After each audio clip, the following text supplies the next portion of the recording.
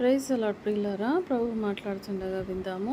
అనేకులు క్యాన్సర్ల ద్వారా కానీ లేకపోతే ఇంకా చాలా లాంగ్ టర్మ్ సిక్నెస్కు గురవుతుంటారు. ముఖ్యంగా క్యాన్సర్ చాలా మటుకు మనలో క్యాన్సర్కి మనమే కారణం.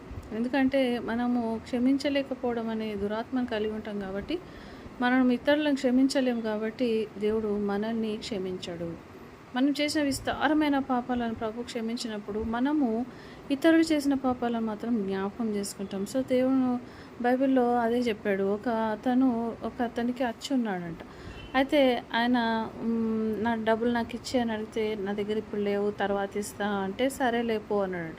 కానీ ఈ ఎవరైతే నా సరే పో అంటే ఖుషిగా బయటికి పోయిన ఆయన పోయి ఇంకొక ఆయన పట్టుకొని, నీకు పైసలు ఇచ్చిన కదా నాకు ఇయ్యవా అన్నాడంట.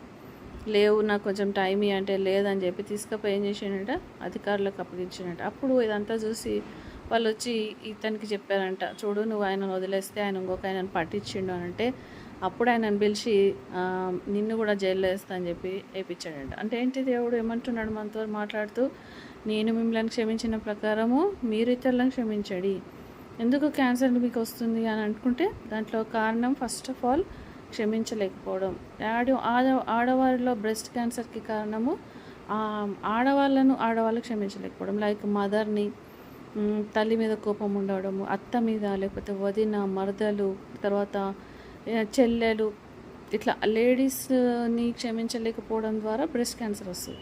కాబట్టి మీరు మీ సొంత వాళ్ళని ట్రై చేయండి. ఫస్ట్ దేవా నేను నా తల్లిని క్షమిస్తా, దేవా నా అత్తని క్షమిస్తా, నా మరదల్ని క్షమిస్తా, తర్వాత నా భర్తని క్షమిస్తా.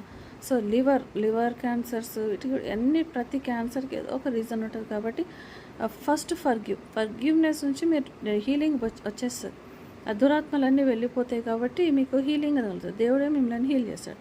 ఎప్పుడు మిమ్మల్ని హీల్ చేస్తాడు? మనము క్షమించినప్పుడు. వెన్ వీ ఫర్గివ్ అదర్స్, క్షమాపణ అంత కార్యం చేస్తుంది. కాబట్టి అందుకే దేవుడు ఏమన్నాడు, క్షమించండి, పొరుగువారిని క్షమించండి, ప్రతి ఒక్కరిని క్షమించండి. మీరు ఒక పేపర్ తీసుకొని చిన్నప్పటి నుంచి ఇప్పటి వరకు ఎవరెవరిని క్షమించలేదో, ఎవరెవరు నిన్ను హర్ట్ చేశారో వాళ్ళందరి పేరు రాసుకొని వాళ్ళందరి మీద చేతులు పెట్టి, నాయన వీళ్ళందరినీ క్షమిస్తున్న దేవా అని ఆ చిన్న పేపర్ని కాల్చిపడి, అప్పుడు అలా నీ పాపాలు, నీ రోగాలు కూడా దేవుడు అలా కాల్చేస్తాడు. దేవుడి వాక్యాన్ని దీవించును గాక. నేను డెలివరెన్స్ ప్రేయర్స్ చేస్తున్నాను. సో కాబట్టి లైవ్లో వచ్చి మీరు డెలివరెన్స్ పొందుకోవచ్చు. దేవుడు చాలా గొప్ప కార్యాలు చేస్తాడు. అనేకమైన దురాత్మ నుంచి విడిపిస్తాడు. తర్వాత వాటితో పాటు మీకు కావాల్సిన హీలింగ్ కూడా దొరుకుతుంది. దేవుడి వాక్యాన్ని దీవించును గాక. ఆమేన్.